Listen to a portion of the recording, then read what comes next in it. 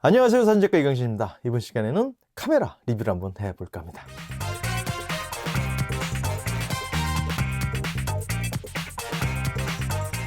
많은 분들이 마포 카메라라는 이야기를 한 번쯤 들어보셨을 것 같아요. 마포 카메라, 즉 마이크로 포 서드 카메라인데요.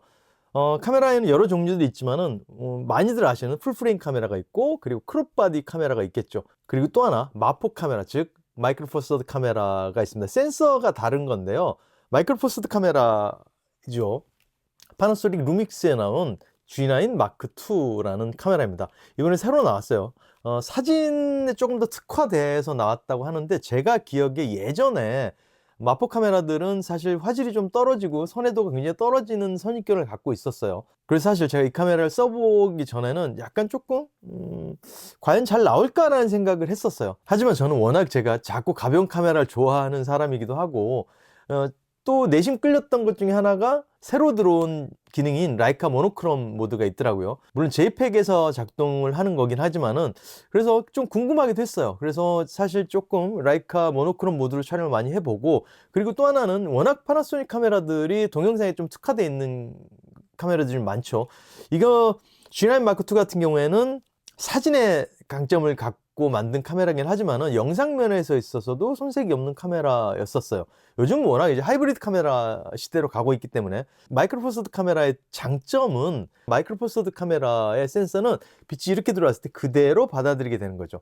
그래서 주변부의 광량이나 화질 저하가 일반적인 풀프레임이나 크롭바디에서는 조금 주변부 화질이 좀 좋다는 장점이 있겠죠. 하지만 단점도 물론 있습니다. 센서가 풀프레임 크롭바디보다는 작죠. 풀프레임 비교했을 때는 반 정도 사이즈밖에 되질 않기 때문에 아웃포커싱이나 그런 부분들에 있어서는 조금 취약하다고 할 수 있겠죠. 아무래도 빛이 들어오는 게 적다 보니까 어두운 곳에서도 조금 노이즈 발생이 있을 수밖에 없는 거는 어쩔 수가 없는 상황이지만은, 그럼에도 불구하고 이번에 제가 루믹스 G9 마크 2를 써보니까 굉장히 그런 부분들이 많이 개선이 되었더라고요.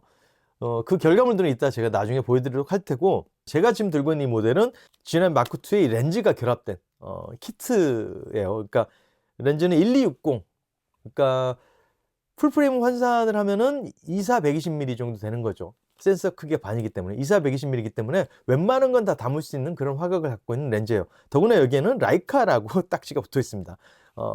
저렴한 라이카라고 불려지기도 하는 렌즈죠. 이렇게 두 개가 세트로 묶여져서 나와 있기 때문에 아마 마포 카메라에 렌즈가 없으신 분들 이렇게 세트로 구입하시는 것도 하나의 방법이지 않을까 싶어요. 그리고 제가 결론부터 말씀드리면, 제가 써보니까 이 정도 하나 다니면 여행 다닐 때는 충분히 무리 없게 사용할 수 있을 것 같더라고요. 하지만 뭐 아웃포커싱을 너무 사랑한다거나 나는 확 날리는 사진을 좋아해 라는 분들에게는 양해 차지 않을 수 있을 것 같아요. 하지만 저는 그렇게 심도 얕은 사진을 그렇게 좋아하지 않기 때문에, 뭐 스냅을 찍거나 뭐 풍경을 찍으시는 분들, 일상생활 기록하시는 데 있어서는 아주 좋은 카메라가 아닐까 싶습니다. 일단 무게가 가볍고요. 크기는 작아 보이진 않지만은 굉장히 가볍습니다. 그리고 렌즈 자체도 굉장히 가성비 렌즈라고 할 수 있는 렌즈가 붙어 있기 때문에 가격적으로도 굉장히 메리트가 있는 제품이 아닐까 싶어요. 스펙 중에 굉장히 매력적인 것 중에 하나가, 이 다이얼 모드를 하나 돌리면은 고화소 촬영 모드를 전환할 수가 있어요. 일반적으로 여지껏 나온 이제 고화소 촬영 모드를 보면은 삼각대에 고정을 시켜서 촬영을 해야 되는 경우가 많았죠. 하지만 굉장히 강력한 손떨방 기능이 들어있기 때문에 그대로 여기에 고화소 모드로 노브를 돌려놓고 그대로 촬영만 하면은 1억 화소의 사진을 얻을 수가 있다는 거죠. 과연 1억 화소로 찍힌다는 고화소 모드에서 촬영했을 때, 그리고 그냥 일반 2500만 화소로 촬영했을 때 결과물이 어떻게 차이가 나는지 한번 테스트 해보려고 합니다. 디테일이 잘 보이게끔 붓을 한번 찍어 보도록 할게요. 삼각대 없이 그냥 찍어 볼게요. 여기 메뉴에서 고화소 모드로 설정을 하고 찍어 볼게요. 자, 찍었습니다. 이번에는 비교를 해보기 위해서 그냥 싱글 컷, 그러니까 한 장의 사진으로 2500만 화소로 찍어 보도록 할게요. 조금 시간이 걸려요. 고해상도 이미지 생성. 그럼 여기에 자체적으로 저장이 고해상도로 저장이 되는 것 같아요. 그냥 라 파일이 아니라 그냥 JPEG 모드로 촬영을 했어요. 그냥 이번에 싱글 컷으로 똑같은 구도로 하나 찍어 볼게요. 오케이. 자, 그럼 결과를 봐볼까요? 자, 이렇게 찍은 사진들을 폴더를 열어봤습니다. 보면은 이게 지금 고화소로 찍은 거거든요. 그럼 정보를 보면은 지금 45.1메가고요. 그냥 일반으로 찍은 걸 보면은 13.2메가 차이가 나죠. 이 두 사진을 제가 포토샵에서 불러와 봤어요. 이게 지금 보이시는 게 일반 화질로 찍은 거, 그리고 이게 고화질로 찍은 거예요. 차이가 혹시 느껴지시나요? 지금 이게 일반 화질, 지금 여기 숫자 부분이 좀 디테일이 좀 떨어지죠. 이쪽이 좀 선명해 보입니다. 차이가 있을 거예요. 얘는 지금 풀 사이즈고, 얘는 지금, 얘를 지금 풀 사이즈로 켜볼까요? 이게 지금 풀 사이즈가 되는 거죠. 얘를 풀 사이즈로 다시, 얘는 이게 풀 사이즈고요. 똑같이 지금 이 위치를 놓고 봤을 때 사이즈 차이가 좀 나죠. 근데 이거를 그냥 조금만 줄여도 선해도가 확 올라가게 되는 거죠. 그럼 굉장히 큰 메리트가 있는 장점인 것 같습니다. 제가 스튜디오에서 촬영을 할 때 가끔씩 움직이는 피사체가 아니라 제품을 찍어야 될 때는 그런 것들이 좀 도움이 되지 않을까 싶어요. 제가 이번에도 스튜디오에서 촬영도 했었었고, 야외 촬영도 해봤었고, 영상도 좀 몇 개 찍어보고, 거의 근데 일상생활 속에서 저랑 거의 한 3주 정도를 제가 거의 매일 가지고 다니면서 사용을 했었었는데, 저는 굉장히 만족하면서 사진을 찍었었고 영상도 좀 찍어봤어요. 그리고 아마 제 영상 계속 보신 분들 알겠지만 제가 전에 올렸던 영상들 한 3편 정도는 다 이 녀석 루믹스 G9 Mark II로 영상을 제작한 컨텐츠들이었어요. 아마 조금 때깔이 달라졌다고 느끼시는 분들이 있을 수 있을 거예요. 지금의 영상 화질과 조금 달라졌을 거예요. 화질도 굉장히 좋았습니다. 4K로 촬영이 됐었고, 그리고 눈이나 동물 인식 등, 그리고 사람 인식 기능도 굉장히 좋아져서 위상차 AF가 들어있기 때문에 포커싱도 굉장히 빨랐습니다. 그 부분도 굉장히 마음에 들었던 부분이고요. 아까도 말씀드렸지만 강력한 손떨방, 아마 지금 나와 있는 카메라 중에 최강이 아닐까 싶긴 한데 8스탑의 손떨방이 내장되어 있습니다. 거기에다가 렌즈에서 만약에 또 손떨방을 지원한다 그러면 어마어마한 손떨방이 되겠죠. 제가 그래서 이번에 거의 손으로 들고 2분의 1초로 촬영을 여러 번 해봤어요. 1초까지도. 1초는 조금 불안하긴 한데 2분의 1초 정도까지는 버틸 수가 있더라고요. 물론 약간 광각 결에 찍긴 했지만요. 트라이포드를 사용하지 않고 일상생활 속에서 손으로 그냥 들고 핸들들을 찍을 수 있는 어느 정도의 수준을 보여주지 않나 싶고요. 영상 촬영에서도 제가 그냥 손으로 쭉 들면서 그냥 이렇게 걸어가면서 좀 찍어보기도 했는데 그 부분에 있어서도 그렇게 많이 흔들림이 없이 좀 부드러운 영상을 보여줬습니다. 한 손으로 들고 촬영하기에도 화각, 기본 번들 렌즈 자체가 화각이 다양하기 때문에 충분히 커버되는 것 같고, 굉장히 지금 막 이런 식으로 걸어도 크게 흔들림이 없어 보입니다. 결과물을 봐야 알겠지만은 사진, 영상 두 마리 독들 다 잡을 수 있는 카메라가 아닌가 생각이 들어요. 그리고 이제 또 마음에 들었던 거는 리얼타임 넛이 적용이 돼요. 리얼타임 넛이 뭐냐면, 우리가 영상 하시면 잘 알 거예요. LUT, 러 파일들을 쓰실 텐데, 러 파일을 컴퓨터에서 이쪽 메모리 카드에 저장을 해놓고 카메라에서 로딩을 해서 불러와서 그걸 사용을 하면은 그 러 파일이 적용된 채로 사진을 찍거나 영상을 촬영할 수가 있다는 거죠. 그 부분이 아주 매력적이었어요. 여기서 카메라 자체 설정을 막 건들지 않더라도 내가 러 파일만 집어넣어 놓으면은 그대로 그 색감 그대로 촬영을 할 수 있다는 거죠. 그리고 또 하나 연사 성능이었습니다. 연사를 제가 그렇게 좋아하는 편은 아니지만은 스펙을 보니까 굉장히 연사 성능이 좋더라고요. JPEG으로만 찍었을 때 200연사까지 가능하고, 로 파일이랑 같이 찍었을 때 75연사, 60연사 이렇게 되어 있어서 한번 제가 그냥 주르륵 한번 눌러봤어요. 그랬더니 정말 빠르게 찍히더라고요. 그리고 아까도 말씀드렸지만 손떨방 기능이 굉장히 잘 돼 있어요.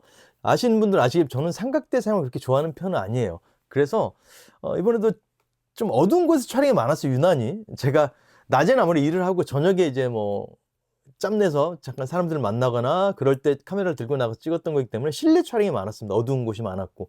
하지만 그럼에도 불구하고 그냥 손으로 들고 찍었음에도 불구하고 흔들림 없이 깨끗한 사진들을 얻을 수 있어서 그 부분이 아주 좋았던 것 같아요.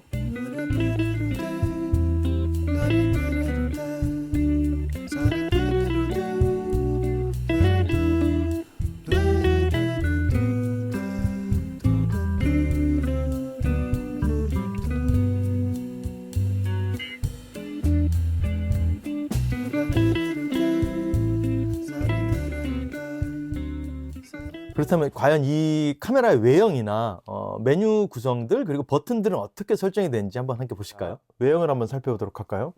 제가 한번 쭉 돌려볼게요. 이렇게 생겼어요. 이렇게 렌즈 캡을 떼보면은 렌즈 캡에는 이렇게 루믹스 G라고 쓰여져 있습니다.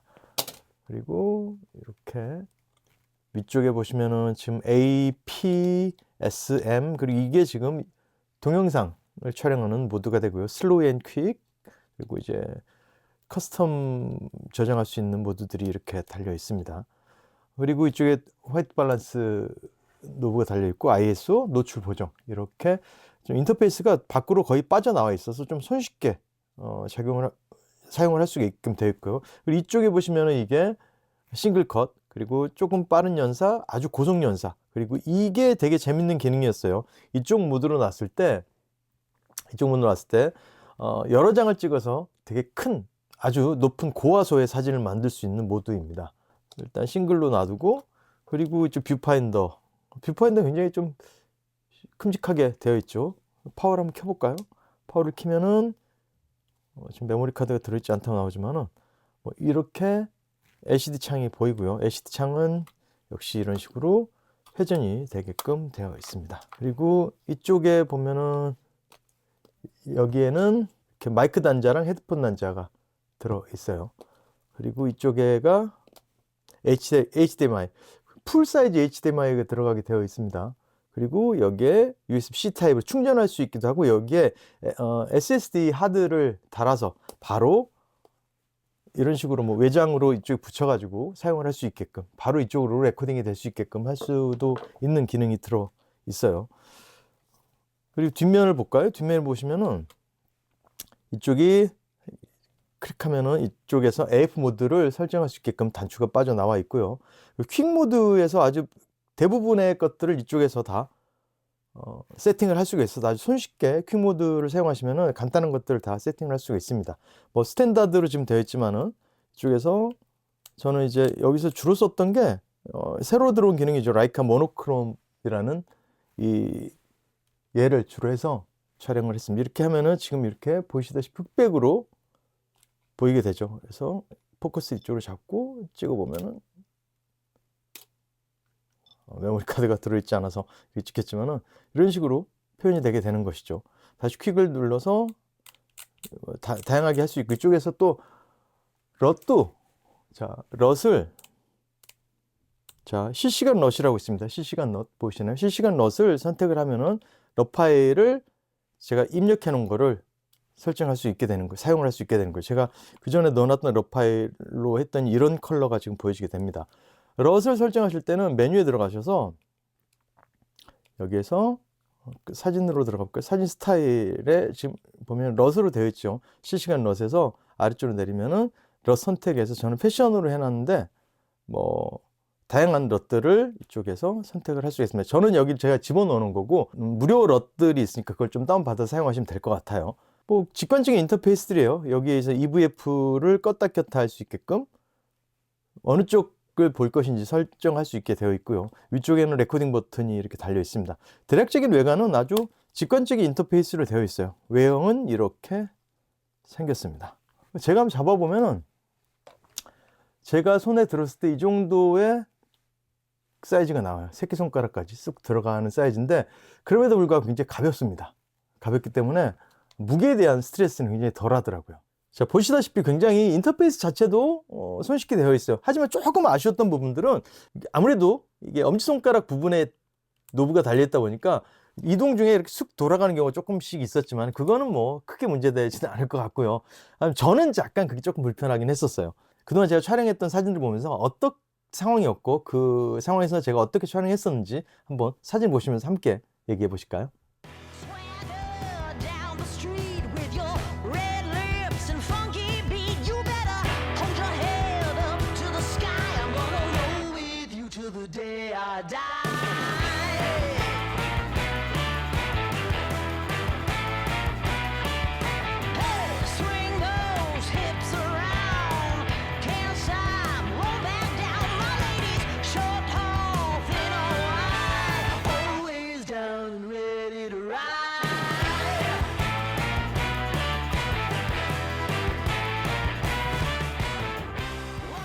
지금은 시내로 나가서 일단 일을 보고 잠깐 남는 시간에 사진을 또 몇 장 찍어보고 결과물을 좀 보도록 하겠습니다. 자, 출발하겠습니다. 손으로 들고 촬영을 하고 있어요. 뭐 짐벌을 사용하지도 않고 마이크도 자체 마이크를 사용하고 있는데 이제 안정적으로 촬영이 되고 있는 것 같습니다. 오늘 굉장히 사람이 많은데요. 한번 들어가 보도록 할게요. 너 파일을 이용을 해서 실시간으로 컬러가 적용돼서 촬영이 되고 있고요. 이렇게 다시 스탠다드 모드로 바뀌니까 컬러가 바뀌어지는 것을 보실 수가 있을 거예요. 가볍기 때문에 무게에 대한 부담은 확실히 적더라고요. 그래서 뭐 경복궁 이곳저곳을 돌아다니면서 몇 장을 찍어봤습니다.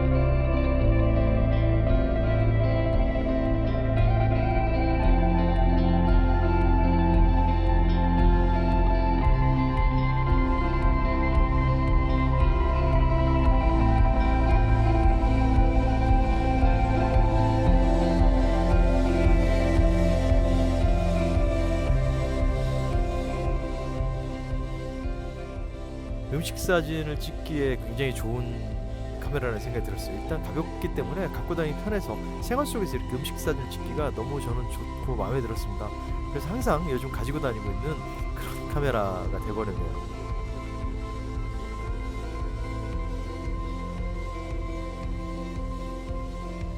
자, 어떻게 느끼셨는지 모르겠어요. 저는 이제 개인적으로는 마이크로 포 서드 카메라를 여지껏 봐왔던 것 중에서는 가장 획기적인 제품이 아닐까 싶습니다.